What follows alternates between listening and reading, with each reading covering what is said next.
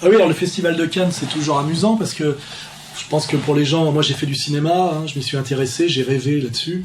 On voit bien aujourd'hui que les palmes d'or sont données en général pour des raisons de pure géopolitique impériale. En général, on trouve toujours un dissident iranien quand il faut. Alors cette année, on se disait, bon, qu'est-ce qu'ils vont faire ?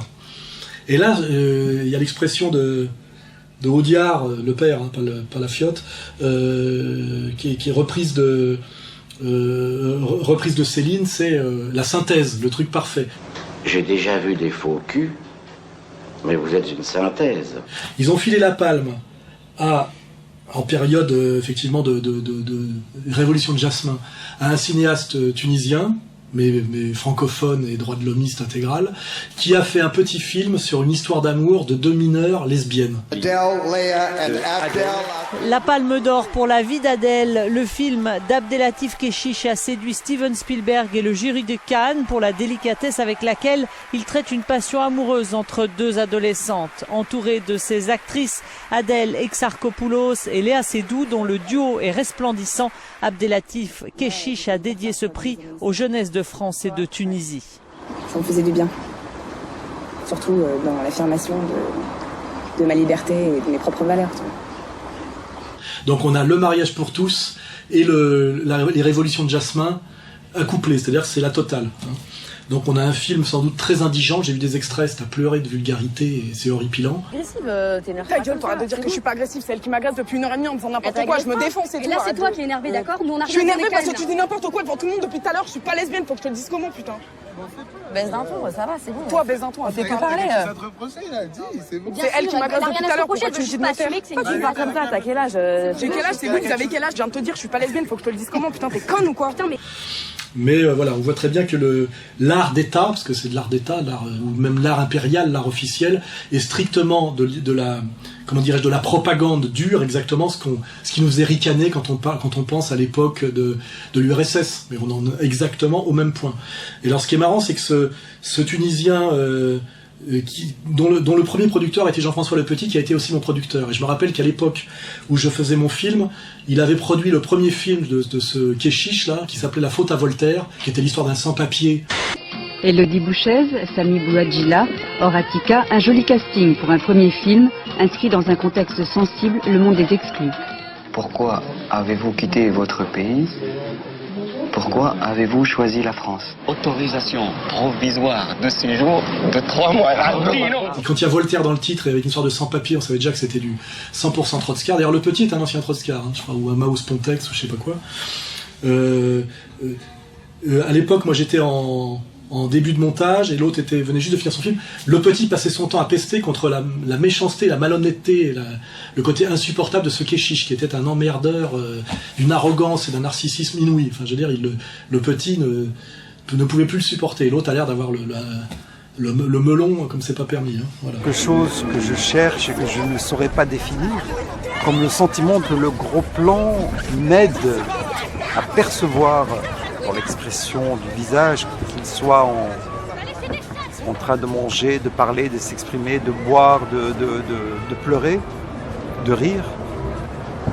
Quelque chose derrière cette expression.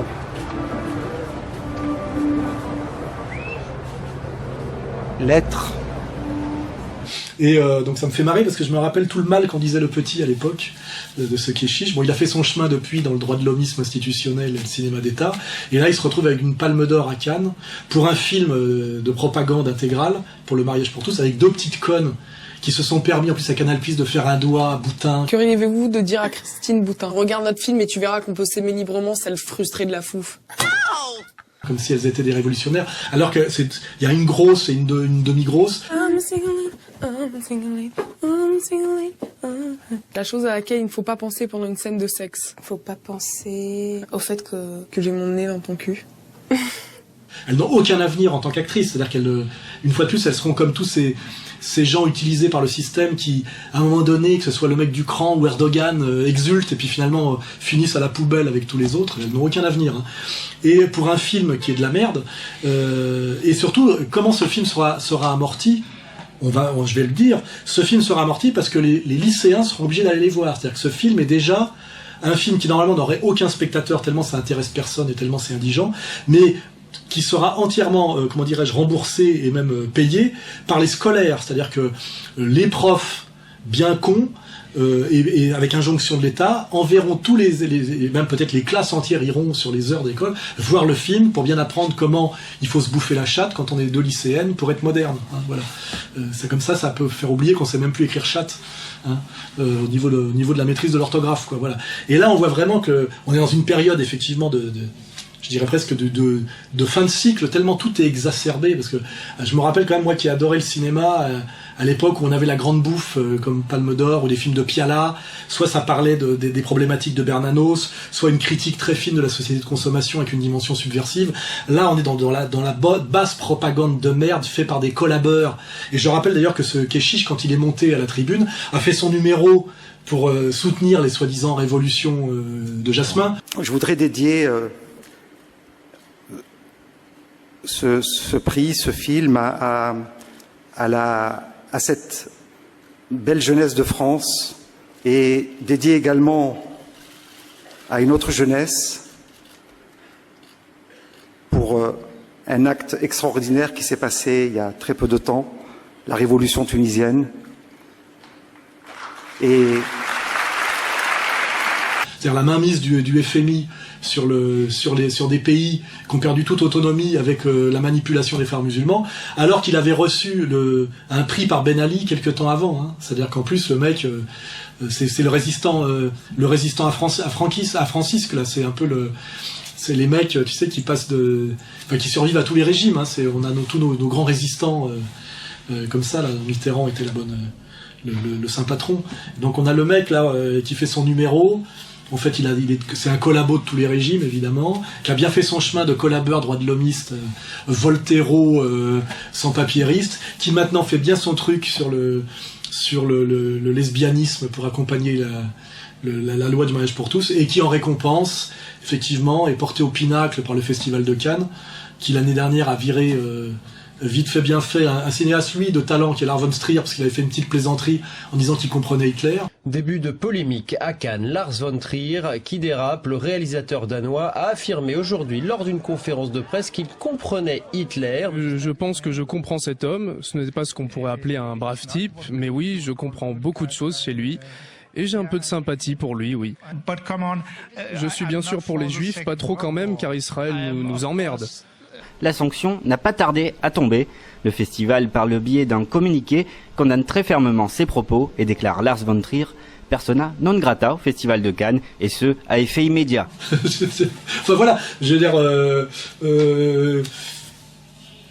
tout est tellement bouclé, cohérent, et je dis que cette période comme ça de fin de l'histoire où tout se voit en pleine lumière, où les médiations sont tellement raccourcies que toutes les médiations se touchent pour faire un tout cohérent, je veux dire, de l'ordre de l'évidence, quoi. On n'est même plus obligé de réfléchir et d'aller chercher loin, quoi. C'est-à-dire, tout est là. Donc voilà, donc cette merde faite par ce avec deux sur un sujet insupportable. En dernière instance, ce sera une bonne petite opération commerciale, puisque les lycéens seront obligés d'aller subir cette propagande pour qu'ils apprennent bien que un jeune branché moderne, s'il veut être de gauche, il est surtout pas question de défendre la classe ouvrière ou de se poser des questions intelligentes de rapport nord-sud géopolitique. Il faut simplement s'enculer, se bouffer la chatte et effectivement faire des doigts à Canal+, à Madame Boutin, qui en plus, la pauvre, est une catholique de Vatican II. Enfin, je veux dire, c'est pas de Saint-Nicolas du Chardonnay. Hein, voilà. Rendez-vous demain parce qu'il nous faut encore du sexe, du vice, de la baston. Sinon, rien. Jean-Michel, c'est arrivé. Ça, c'est une surprise. Ah oui. Alors, on va revenir sur notre présence à Cannes. Il est où? Il est pas loin. Il est pas loin. On veut le voir. Il traque le sexe, le vice et la baston. Il y a un mouvement de foule. Que se passe-t-il? Attention, nous sommes obligés d'arrêter.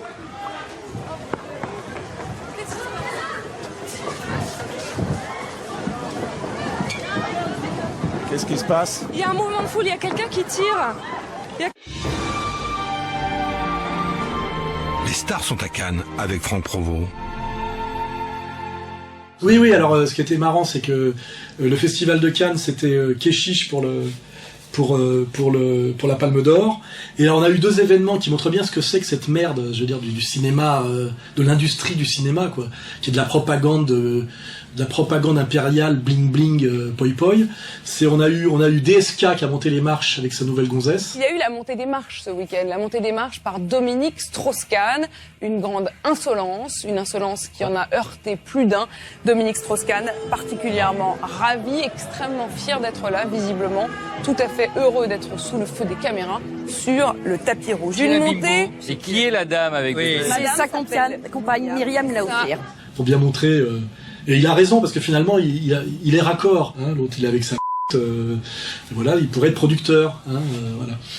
Et on a l'autre truc, c'est quand il y a eu un vague coup de pétard qui a été tiré, on a vu quand j'avais parlé de ces animateurs de Canal+, qui se passerait en cas de tension un peu physique, etc. Là, ces espèces de nains avec le physique de Méric d'ailleurs, la grosse tête et les petites épaules. Vous avez vu le physique des animateurs de Canal+? Même déjà, on voit qu'anthropologiquement, c'est des merdes, c'est des sous-hommes. Ils ont une grosse tête avec un tout petit corps, vous savez, c'est des mutants. J'ai l'impression que si je souffle, ils s'envolent. Enfin, et j'imagine la trouille physique qu'ont ces mecs-là s'ils sont confrontés à une vraie réalité. Moi, j'aimerais bien voir le jour où ça va péter dans la rue, comment ils vont se comporter. Là, je vais rigoler. On a une image très très jolie qu'on mettra de Denisot qui plonge sous le bureau parce qu'il y a quelqu'un qui a tiré un pétard et que d'un seul coup, il craque le sexe, le vice et la baston. Il y a un mouvement de foule, Que se passe-t-il? Attention, nous sommes obligés d'arrêter. Il y a la peur d'un attentat. On verra les mecs courir comme et s'envoler comme des pigeons et Denisot plonger sous le bureau, ce qui est quand même... Là, c'est vraiment révélateur de cette réalité complète, quoi, du lien, enfin, puisque Canal+, le Festival de Cannes, tout ça, c'est la même engeance. C'est d'ailleurs les mêmes quand on fait des tonnes sur Méric. Hein. Il y a déjà eu des agressions. Alors, l'extrême droite, et pas simplement l'extrême droite radicale, mais plus largement, base et son discours et sa pratique sur la violence. Il faudrait que les antifas se posent des questions. Quand on a comme défenseurs et comme compagnons de combat les animateurs de Canal+, c'est peut-être qu'on n'est pas tout à fait dans la subversion authentique. Il faudrait qu'ils se posent toutes ces questions-là. Mais donc on remettra DSK montant les marches, Keshish faisant son petit numéro, crachant sur Ben Ali qui lui avait donné une médaille il n'y a pas longtemps avant. Les 2 connasses faisant leurs doigts là, à boutin pour bien montrer ce niveau de vulgarité de cette adolescence inculte, etc. Et Denisot plongeant sous le bureau. Là, je pense qu'on a la fresque de la France telle qu'on essaie de nous la coller et qui mérite effectivement la France de Gamelin, quoi. Enfin, la France de l'exode, la France du déshonneur, voilà, qui mérite effectivement et donc qui mérite qu'on se batte. Comme je me bats, mais qui explique aussi pourquoi certains jeunes de banlieue ne la respectent pas tant que ça. Voilà, parce que c'est aussi ça qu'il faut comprendre.